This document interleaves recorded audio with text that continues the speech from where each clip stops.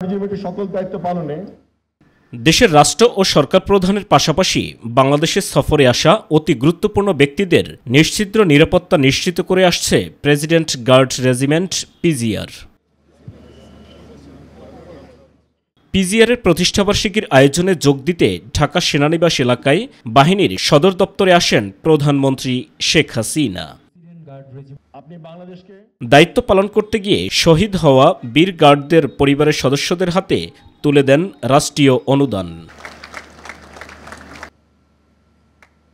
পরে আনুষ্ঠানিক বক্তব্যে সরকার প্রধান দেশপ্রেম ও সততার সাথে দায়িত্ব পালনে পিজিআর সদস্যদের প্রশংসা করেন। আমাদের প্রেসিডেন্ট গার্ড রেজিমেন্ট অর্থাৎ পিজিআরকে আন্তরিক অভিনন্দন জানাই যে তারা যে তাদের জীবনের উপর ঝুঁকি নিয়ে এবং এই দৃষ্টি মাথায় নিয়ে তাদের উপর অর্পিত দায়িত্ব অত্যন্ত নিষ্ঠার সাথে পালন করে যান। সেজন্য আপনাদের সবাইকে আমার আন্তরিক ধন্যবাদ এবং আপনাদের প্রতি আমি কৃতজ্ঞতা জানাই। শেখ হাসিনা বলেন, জাতির পিতাকে হত্যার পর অন্ধকার সময়ে প্রাণ দিতে হয়েছে হাজারো দেশপ্রেমিক সেনা সদস্যকে। 15 আগস্ট জাতির পিতাকে হত্যার পর আর বাংলাদেশটা কিন্তু এগোতে পারেনি।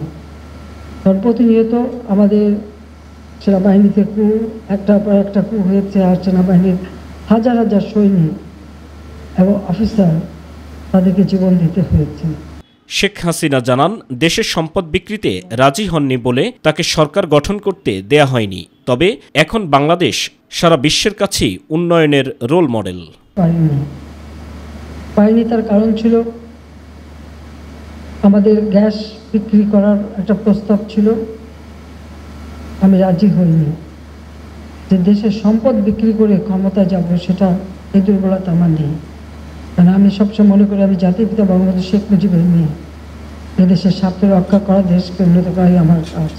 আমি শুধু বলেছিলাম যে এই গ্যাস আমাদের একমাত্র প্রাকৃতিক সম্পদ যা আমার দেশের মানুষের কাজে ব্যবহার হবে।